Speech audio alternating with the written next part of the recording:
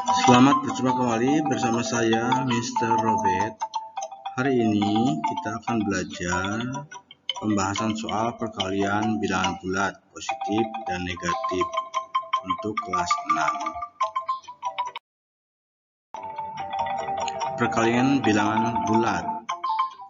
Ingat, yang harus kalian kuasai adalah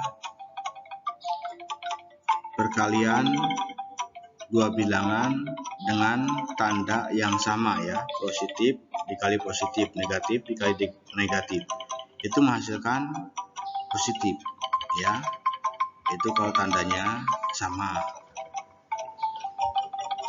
Sekarang kalau tandanya berbeda, positif dikali negatif atau negatif dikali positif, hasilnya adalah bilangan negatif. Itu kalau tandanya berbeda. Ini harus kalian ingat baik-baik supaya dalam pengerjaan perkalian bilangan bulat tidak lagi salah. Selanjutnya kalau tiga bilangan, ada bilangan negatif, dan bilangan negatif berturut-turut 3 kali, itu hasilnya pasti negatif. Kalau misalnya dalam 3 bilangan ini bilangan negatifnya hanya 1, yang 2 adalah bilangan positif, itu pun negatif hasilnya.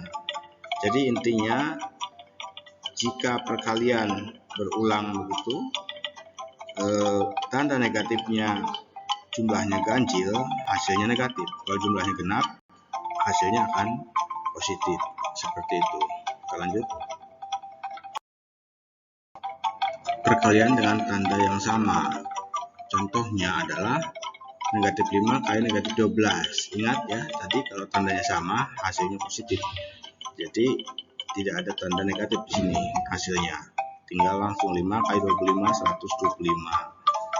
Negatif 25 kali negatif 18, ini juga hasilnya positif. Jika kita pikirkan 25 kali 18 adalah 450. Yang ketiga juga sama, negatif 14 kali negatif 50, 700. Yang keempat, nah ini positif semua, 35 kali 40, 1400. Ini suatu yang umum ya, tidak ada tanda negatif. Contoh selanjutnya 25 kali 8, ini juga positif semua, hasilnya 200. Jadi kesimpulannya perkalian dua bilangan dengan tanda yang sama, hasilnya bilangan positif. Lanjut. Perkalian dengan tanda yang berbeda. Contohnya 5 dikali negatif 25, ini positif kali negatif, hasilnya negatif 125. Negatif 25 kali 16, negatif 450. 14 dikali negatif 50, hasilnya negatif 700. Negatif 35 kali 40, negatif 1400. 25 dikali negatif 8, negatif 200. Nah, kesimpulannya adalah perkalian dua bilangan dengan tanda yang berbeda, baik negatifnya di sebelah kanan ataupun sebaliknya sebelah kiri, hasilnya merupakan bilangan negatif. Perkalian tiga bilangan. Contohnya 5 kali negatif 25 kali 4. Di situ bilangan yang negatif hanya 1, yang lainnya positif. Berarti bilangan negatifnya ganjil, maka hasilnya akan negatif ya. Tinggal 5 kali 4 kali 25, atau 4 kali 25 kali 5 sama, hasilnya negatif 500. Contoh yang kedua, negatif 25 kali 18 kali negatif 2. Nah ini yang negatifnya ada 2, negatif 25 dan negatif 2, berarti genap, maka hasilnya kan positif ya. Boleh untuk mempermudah, negatif 2 dulu kali 25, 50 ya, dikalikan 18 jadi 900. Yang ketiga, nah negatif 14 kali negatif 50 kali negatif 3, ini ketiga-tiganya bilangan negatif. 3 bilangan negatif berarti ganjil, maka hasilnya akan negatif. 14 kali 50 kali 3 ya, negatif 14 kali negatif 50 dikali negatif 3 menjadi negatif 2100. Selanjutnya 2 kali 35 kali 40. Ini tiga-tiganya positif ya, nggak ada masalah ya, tinggal kalikan saja. Hasilnya 2800. Kesimpulannya, yang pertama, perkalian bilangan negatif, misalnya 2 bilangan atau 4 bilangan atau dengan kata lain genap, hasilnya merupakan bilangan positif. Yang kedua, perkalian bilangan negatif, misalnya 1 bilangan, 3 bilangan, 5 bilangan, atau dengan kata lain merupakan bilangan ganjil, maka hasilnya bilangan negatif. Metode eliminasi, mengapa saya ulas? Karena ini akan kita gunakan untuk membahas soal selanjutnya. Metode ini biasanya dimulai belajar di kelas SMP, tapi di SD pun kita sudah boleh mengenal sejak lebih dini ya. Contoh, tentukan nilai A dan B dari persamaan berikut dengan menggunakan metode eliminasi.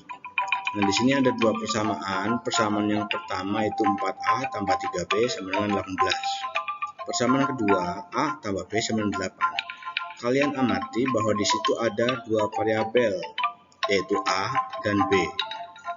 Nah, dalam matematika kita tidak bisa menentukan nilai dua variabel sekaligus, ya. Nah, maka kita gunakan eliminasi. Kita hilangkan salah satu variabel. Misalnya yang A dulu kita hilangkan, atau yang B dulu kita hilangkan. Terserah, itu bisa saja. Ya, kita lanjut. Penyelesaiannya bagaimana? Ya. Nah, 4A tambah 3B sama dengan 16. Lalu A tambah B sama dengan 8. Kita akan menghilangkan A. Nanti akan ketemunya B. Untuk menghilangkan A, kita lihat di atasnya ada 4A, di bawahnya A. Kita harus samakan, supaya kalau dikurangi nanti 0. Maka yang bawah harus kalikan 4. Sehingga yang bawah itu menjadi 4A, 4 kali A ya, ditambah 4 kali B, 4B, sama dengan 4 kali 8, 32. Lalu setelah kita faktorkan, kita kurangkan. 4A dikurangi 4A, itu 0, nggak usah ditulis. 3B dikurangi 4B, min B atau min 1B, tapi kita tulis B, min B saja, nggak pakai 1. 18 kurangi 32, min 14. Karena variabel B-nya itu negatif, maka kita ubah supaya menjadi positif dengan cara dikalikan negatif 1. Dua-duanya ya, ruas kiri dan ruas kanan. Negatif B kali 1, negatif 1 jadi B. Negatif 14 kali negatif 1, 14. Ketemulah sekarang nilai B. Tinggal mencari yang nilai A. Ya, ada dua cara sebetulnya. Yang pertama ya seperti tadi lagi. Sekarang kita ubah. Yang kita hilangkan adalah yang B-nya.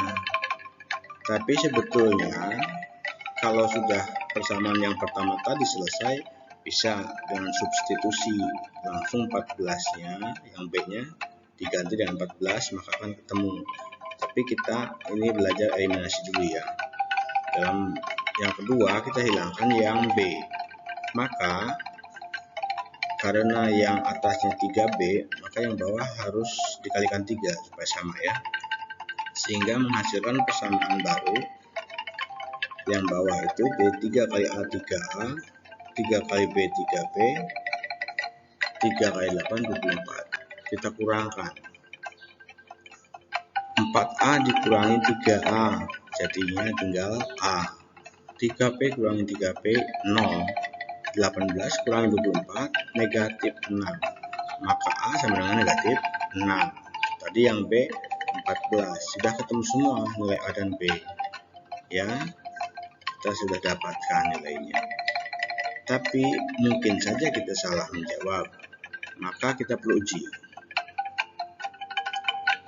Mengujinya adalah dengan memasukkan nilai A dan B yang sudah diketahui tadi ke dalam salah satu persamaan. Ambil aja persamaan yang simple, yang mudah ya, yang A tambah B sama dengan 8.